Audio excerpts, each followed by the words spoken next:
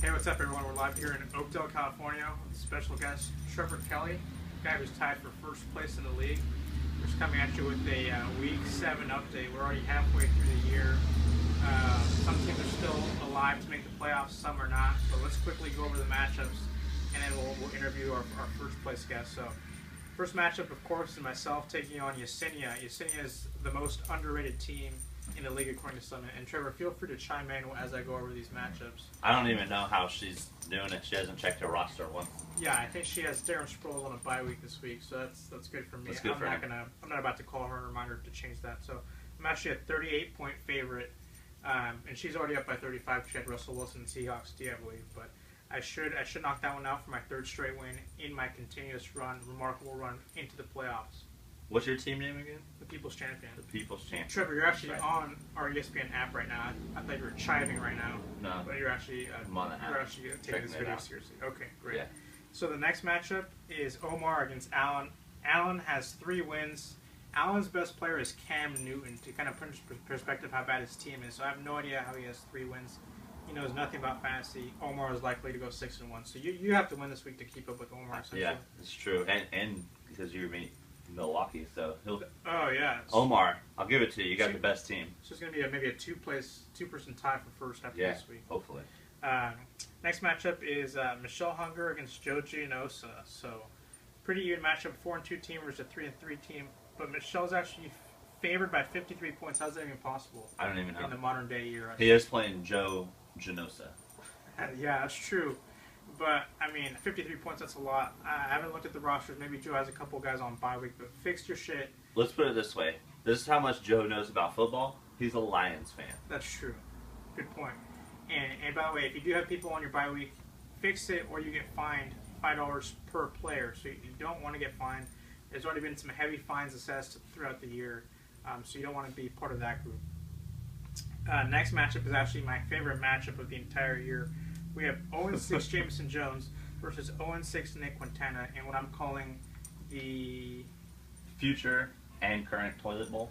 Future and current toilet bowl. Even though we already had a toilet bowl, we can't think of anything better, so we'll name it that. And by the way, we can't keep wasting time on our videos talking about Nick, Jameson, or Emilio. So this is actually the last time we'll ever talk about them for the rest of the season. That way we can talk about the other 9 teams that are still in playoff contention.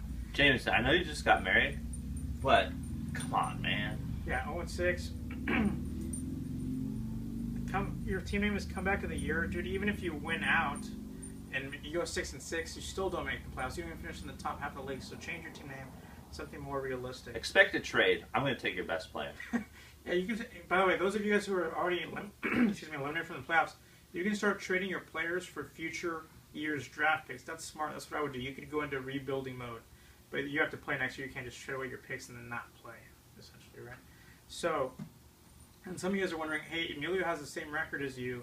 How come you're not going to talk about him, but you talk about your team all the time, like your team's the best? Well, I have 2 wins in a row, and I beat Emilio, so I have the head-to-head tiebreaker. So he's out. I'm still alive in contention. So the next matchup is between who we were just talking about, Emilio and Robert Gonzalez. So Emilio's going to lose. He's a 23-point underdog. And he's actually up 1-0 right now. He's got 1 point from probably 2 players that played on Thursday night. So he's going to lose, and Robert's going to go to 4-3. The last matchup is actually... I don't get your name, Martha Stewart. You don't get it? I don't get it. Okay, let me explain it to you. So a few weeks ago, Robert Gonzalez made some BS trade with Jameson. It was like a 6-person trade. It was a dog. So anyways... I think this dog could play fantasy football better than Jameson. Or at least equally as bad. Probably. He could literally not log on and would probably have the same record, or at least 1 win. Yeah, this is Stanley, by the way. Stanley. So to explain the insider trading, it was a 6-person trade. Robert Gonzalez traded some bullshit players, and Jameson was so desperate because he was like 0-3 at the time that he gave him Arian Foster. So people were accusing these guys of insider trading. Right, okay. Now do you get it? That's pretty smart. I'll give it to you. Martha Stewart, yeah. Insider trading. Okay. Next matchup is the actual matchup of the week between Kyle Steinfeld and Trevor Kelly, the guy tied for first. You're actually playing the guy who's essentially in 4th place, the guy in 2nd place behind the 3 first-place teams. Right. So he's pretty good. Pretty even matchup. He's actually a 22-point favorite. You guys have already both had players play on Thursday night. It's tied right now, so What do you think? Are you going to pull it off? Are you going to beat Kyle? What's going on? Well, the way my season's been going, I haven't been a favorite too often, especially when I've played Omar, hashtag bitch-ass Omar. Which you won. Yeah, and so now I can hashtag whenever I want. That's true, because that was on the line, right?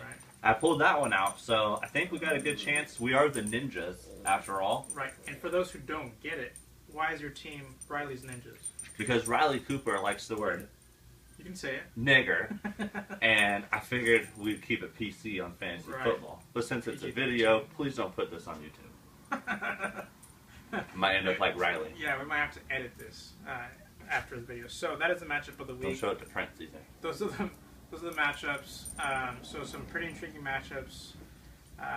We'll have a definitive first place team, if not this week, next couple of weeks. So we've been tied for a long time. So we'll see what happens. 4 teams make the playoffs.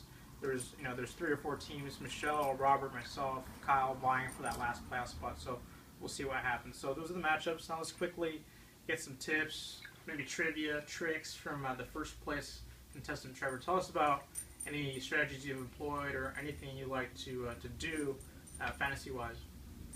Well, this year was a little different than any years in the past. I completely auto-drafted my team. Really, I noticed. I actually forgot to find you for that. Noticed you logged on. You were there for 2 minutes, didn't make a single pick, and then logged off. So can you explain the reasoning for that? I figured I wanted to take the emotion out of my team. Right. So now instead of picking with your heart, the computer's picking essentially for you. Yeah. So you're not gonna make any stupid. You're not gonna have a bunch of Niners on your team essentially. Is that what right. I never pick Niners players anyways, because then I get too emotionally involved. Right. My other tip is, and this is where I believe the season has won in the trading, in the waiver wire. And the waiver wire whammies. Yeah. If you remember last year, I think it was last year, at the beginning of one of our leagues, you and I made that blockbuster. Right. That was 2 years ago. Pre-season. Cam Newton. Pre-season. Yeah, blockbuster trade. And we played each other in the championship game. Yeah. It's crazy. So, okay, so you don't be afraid to trade away your players. Unless you're Omar, and stop making stupid trades. Make fair trades. So you like to make trades. You like to do waivers. Yes. Is there anything else you'd like for us to know? Is there anything else you'd like to even just share with the league that's not related to your team? Did you not print out your script online? I didn't. I read it online, but then I had some beers last night. I guess just one.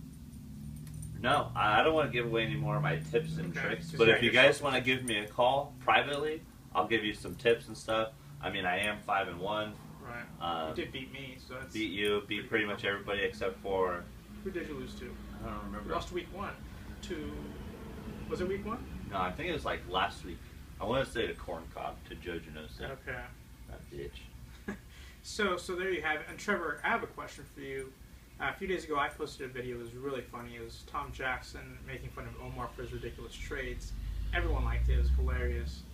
But then you commented, this is the best video this league has ever posted. Ever. Hashtag, and I quote, hashtag no victor. And I didn't really understand what that meant. Some people probably didn't either. So what did you mean by that? My Facebook got hacked. Oh, okay. That happens sometimes. So yeah. Okay. Thanks for the clarification. I was concerned about your comments. So yeah, you will not be got hacked. You will not be fined. Yeah. So that's probably by Vector. I think they hacked it. Vector? Yeah. Vector Marketing. Because they hate you. Speaking of Vector, a few months ago when you still worked for Vector, my company, VP Marketing Solutions, made some awesome cards for you. You recently switched companies, and your new company reached out to my company and said, hey, we need some stuff done, right? So you're actually one of my first repeat clients, so a very loyal customer, so I'd like to thank you for that. And why don't we tell them what happened? You sent me some information to be printed over, and you totally fucked up the information. Information was wrong. He sent me the proof. I didn't look at it, and when he printed it out, there was a number wrong. So I let him know, and he completely redid it for free for me. For free. So would you say VP Marketing Solutions has superior customer service? VP Marketing is the way to go. There you go. There you have it, guys. Thank you so much for watching, and we'll see you guys next week. Stay classy, San Diego. Chive on.